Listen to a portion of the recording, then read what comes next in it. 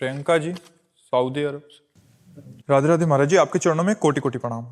महाराज जी, परिवार के कुछ बुजुर्ग अगर धर्म के भगवान जी के विरुद्ध कहें तो चुपचाप सहना चाहिए, क्योंकि उनका आदर भी करना है। उनसे कुछ कहेंगे तो महाराज जी विपरीत हो जाएंगे, तो ऐसे में महाराज जी हमें क्या कहना चाहिए? उस समय भगवान नाम स्मरण करते हुए हमें सहना चाहिए। चुपचाप शांत है, कोई उत्तर न दे, शांत रहे, ये उस समय धर्म कहता है। वैसे तो संत भगवान शिव, भगवान श्री हरि, इनकी कोई निंदा करता हो, संत शंभु श्री पद अपवादा, कही सुनी तहाँ असमर्यादा, काटी जीव तासु जो बसाई, और श्रवण मूंद नत चले पर आई। लेकिन जो अपने पूज्य जन, अपने वयोवृद्ध जन है, उसी घर में रहना है, उन्हीं के समीप रहना है, और वो संत निंदा करें, भगवान निंदा करें, तो कानों में उंगली डाल के राधा राधा राधा, और वहां से हट जाना चाहिए। वहां सुनना नहीं चाहिए, राधा राधा राधा। किसी बहाने से वहां से हट जाए, वो कानों में निंदा न पड़े, उत्तम बात है। नहीं तो पुण्य क्षीण होते हैं, भगवत भाव में बड़ी बाधा आ जाती है। यदि हम दूसरे की निंदा सुनते हैं तो उसके हम पाप के भागी बनते हैं। इसलिए हमें निंदा करना और निंदा सुनना दोनों से बचना चाहिए। आस्था कौशिक जी, श्री हरिवंश महाराज जी। महाराज जी, जब आसपास वाले लोग या कोई वृंदावन धाम साथ ले चलने को कहते हैं, पर उनकी और हमारी आने की भावना अलग अलग होती है, तो कई बार हम बिना बताए अकेले ही आ जाते हैं, ताकि उनकी इच्छा अनुसार आने से भाव विघ्न होता है। तो क्या ऐसे में कोई अपराध तो नहीं? नहीं, कोई अपराध नहीं है। धाम में आना भी चाहिए अपने भावों को पवित्र करके, और अपने भावों की वृद्धि के लिए। भगवान के तीर्थों का, पुरियों का, धाम का हम सेवन करते हैं भगवत भाव की वृद्धि के लिए। जैसे यहाँ आवे तो यहाँ आकर के व्यभिचार न करे। मान लो पति पत्नी आए तो ब्रह्मचर्य से रहे, कोशिश करे हो सके तो एक टाइम भोजन न पावे या एक दिन भोजन न पावे, उपवास करे। धाम आने पर, वृंदावन धाम आए हो तो अगर पैर ठीक है, आप चल सकते हो तो परिक्रमा करो। पैर ठीक है तो पैदल चल करके बिहारी जी के दर्शन करने जाओ, राधा वल्लभ जी के दर्शन करने जाओ, राधा रमण जी के दर्शन करो, सेवा कुंज, निधिवन राज, इन सब के दर्शन करो। इनके दर्शन मात्र से पाप नष्ट होते हैं और भगवत प्रीति उदय होती है, क्योंकि ये सब भगवत स्वरूप स्थान है। तो धाम में एकांत में बैठ करके भगवान को पुकारना, जैसे यमुना किनारे बैठ गए, थोड़ी दूर हट करके जहाँ लोग नहीं है, और वहाँ नाम जप कर रहे हैं, भगवान से विनय कर रहे हैं, तो ये सब धाम सेवन के लिए। अब हमारा कोई मित्र है, प्रपंच की बातें कर रहा है, निंदा स्तुति कर रहा है, तो हमें ऐसा संग धाम जाने के लिए नहीं चाहिए। धाम जाने के लिए संग चाहिए भागवतिक, जो हमारे भावों का वर्धन कर सके, न कि भावों को में बाधा पहुंचा सके। संग से बाधा पहुंचती है और संग से ही साधना बनती है। तो हमें ऐसा संग करना चाहिए जो हमारी साधना को पुष्ट कर दे और बाधा को नष्ट कर दे। ऐसा संग नहीं करना चाहिए कि बाधा को पुष्ट कर दे और साधना को नष्ट कर दे। ऐसे भी लोग हैं, कहो धाम की निंदा करने लगे, तो वैसे लोगों के संग से भाव तो बिगड़ ही जाएगा। तो इसलिए हमें बहुत सावधान, भगवान का धाम है, हमें अपनी भावना बढ़ानी है, भावना मिटानी नहीं है। तो ठीक है, अगर अकेले आने से भावना बढ़ती है तो बढ़ाना चाहिए। अपने जीवन को पवित्र रखकर धाम का सेवन करना चाहिए। मोनिका जी, जयपुर से। राधे राधे महाराज जी। महाराज जी, मन में स्वजनों के प्रति नकारात्मक विचारधारा को सकारात्मक कैसे बनाएं? नाम जप से। नाम जप बहुत सामर्थ्यशाली है। यदि हम निरंतर नाम जप करें तो पूरी सृष्टि के प्रति हमारा सकारात्मक भाव हो जाएगा। सी राम मैं सब जग जानी, करो प्रणाम जो रिजुक पानी। परिवार की क्या बात, पूरी सृष्टि में भगवत भाव हो जाएगा। भजन करो, बिना भजन के थोड़ी भाव सुधरते हैं। खूब नाम जप करो, पवित्र भोजन करो, सबको मन से प्रणाम करो, भाव अच्छे हो जाएंगे। सब में भगवान विराजमान है। सी राम मैं सब जग जानी, करो प्रणाम जो रिजुक पानी। सबको हम प्रणाम करें, सबकी वंदना करें। क्यों हम किसी से राग द्वेष करें? क्यों हम अपना हृदय जलाएं नकारात्मक सोच रख करके? दूसरा क्या है, भगवान जैसे चाहे वैसे। हमें क्या करना है ये हमें ध्यान रखना है, दूसरे के प्रति हमारा क्या कर्तव्य है ये हमें ध्यान रखना है। सत्संगी वही है जो अपने को सुधारता है, दूसरे को सुधार। दूसरा गाली दे रहा है, अब हमारा क्या कर्तव्य है? दूसरा हमें प्रतिकूलता दे रहा है, अब हमारा क्या कर्तव्य है? दूसरा हमें नीचा दिखाना चाहता है, अब हमारा क्या कर्तव्य है? सत्संगी ये विचार करता है, उसको उसके लिए नहीं। ये तो संसारिक पुरुष हुआ। सत्संगी जो हमारे साथ बुरा करे, अब हमको अच्छा कर्तव्य करना है, उसका भी मंगल हो हमारा भी मंगल हो, वो भी ना दुखी हो और हम भी ना दुखी हो। ऐसा सत्संगी जो सत्संग करता है, अध्यात्मवान होता है, वो ऐसे विचारवान होता है। गौरव सिंह जी, निहारिका शुक्ला। राधे राधे। राधे राधे महाराज जी। महाराज जी, हमारा एक सवाल हमेशा से रहा है कि मैं क्या करूं कि जीवन में मोक्ष प्राप्ति हो, और कैसे पता चले कि उस रास्ते से मोक्ष मिल जाएगा? हर श्वास में नाम जप करो, मोक्ष है हर श्वास में। अभी मर जाओगी तो अभी भगवत प्राप्ति हो जाएगी, क्योंकि नाम चल रहा है ना। तो नाम चलते हुए जब हमारा शरीर छूटेगा तो हमें निश्चित भगवत प्राप्ति हो जाएगी। तो हमें हर श्वास नाम जपने का प्रयास करना चाहिए। श्वासा श्वासा नाम जपे तो दुविधा रहा है न कोई। संत जन कहते हैं अगर श्वास श्वास नाम जप करोगे तो भगवत प्राप्ति में दुविधा नहीं, क्योंकि कोई भी श्वास आखिरी होगी उसमें हमें भगवत प्राप्ति हो जाएगी। हर श्वास में नाम जपने का प्रयास करो। जिस अपराध के लिए आपने सबसे पहले मना करा था, व्यभिचार दोष बन गया महाराज जी। 2.5 साल से ठीक चल रहे थे और एकदम बन गया। नहीं, अब थोड़ा यही तो संभालना है, यही संभालना है। कलिकाल है तो इसको, अगर हमसे गलती हो गई, सुनो हमसे गलती हो गई तो हम भगवान से क्षमा याचना करते हैं और फिर नियम लेते हैं कि अब जिंदगी में नहीं करेंगे। अब लो निशानी अब ना न सही हो तो हमारा मार्ग पुष्ट हो जाता है। देखो, चलने वाला ही गिरता है। हम मार्ग में चल रहे, कभी फिसल सकते हैं, कभी गिर सकते हैं। तो गिरने का मतलब ये नहीं कि हम वही लड़खड़ा के पड़े रहे। हमसे गलती हो गई, छोड़ो, आगे बढ़ो, वो सब नष्ट हो जाएगी। जो गलती हुई है उसका पाप सब नष्ट हो जाएगा जब भजन आगे बढ़ाओगे। आगे भजन बढ़ाओ, पर ये नियम लेके कि अब नहीं करूंगा। अगर बार बार ऐसे करते हैं तो गलती नहीं, फिर अपराध है, फिर भोगना पड़ेगा। मेजर शशांक वर्मा जी। राधे राधे। राधे राधे महाराज जी। महाराज जी, सबसे पहले आपको नमन की जीवन में जितना थोड़ा बहुत नाम जब चल रहा है, आपकी कृपा से मार्गदर्शन मिल रहा है। महाराज जी, मन कभी कभी विचलित सा हो जाता है कि अपने काम के चक्कर में अपनी धर्म पत्नी जो माँ बनने वाली है, उनको कुछ महत्वपूर्ण समय पर उनका साथ अगर ना रह पाया तो पति और पिता के कर्तव्यों से पीछे ना रह जाऊं। हाँ, पर राष्ट्र का कर्तव्य आपके कंधे पर है।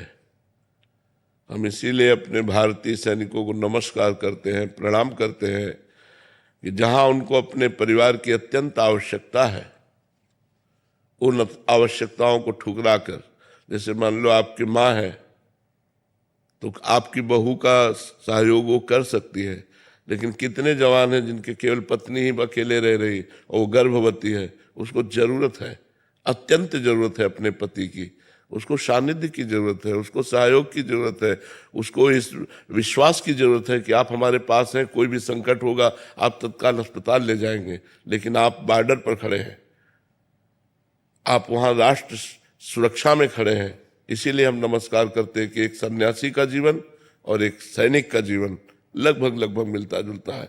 वो अपने परिवार के मोह को, परिवार की आवश्यकता को तोड़ करके राष्ट्र की सेवा में लगा है। इसी बात के लिए आपको नमस्कार है। आप चिंता न करें, आप चिंता न करें। जब आप राष्ट्र सेवा में हैं तो जिनका राष्ट्र है वो भगवान आपके बच्चों को, आपकी पत्नी को, सबको सुरक्षित रखेंगे, वो उनका पालन पोषण करेंगे।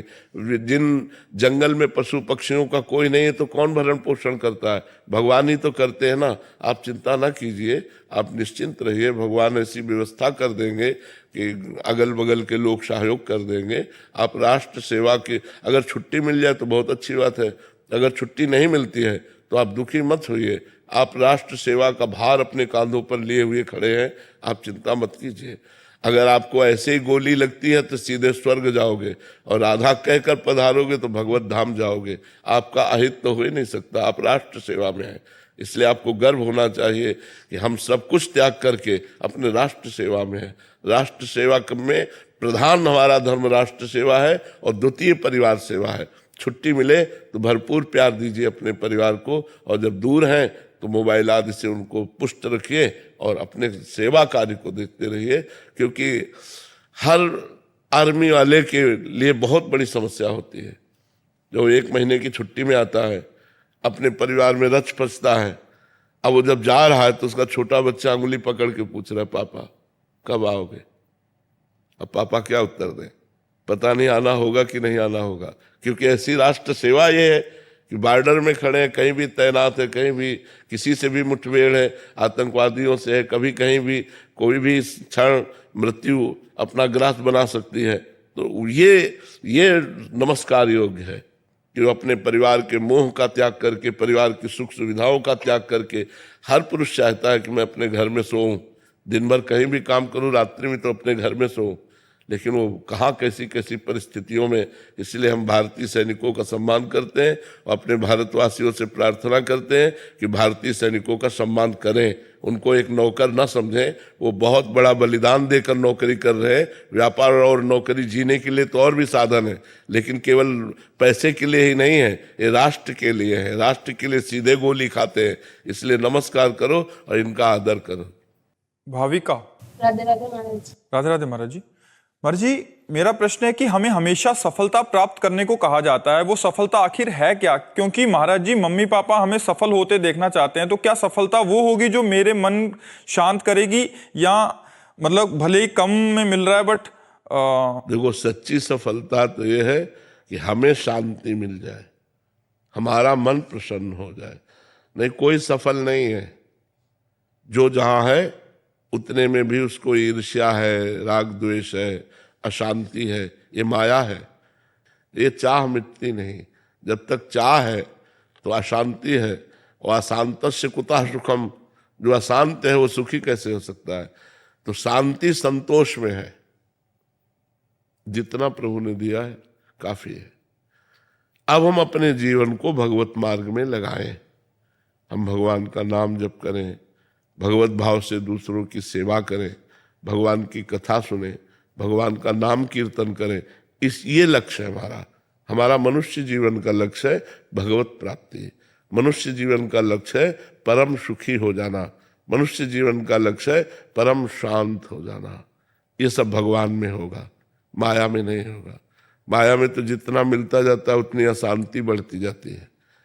देखने में लगता है कि बड़े मौज में है, लेकिन अशांति बढ़ी ना। जब हम मांग के खाते थे, आराम से पड़े बिना बिजली के, तब शांति थी।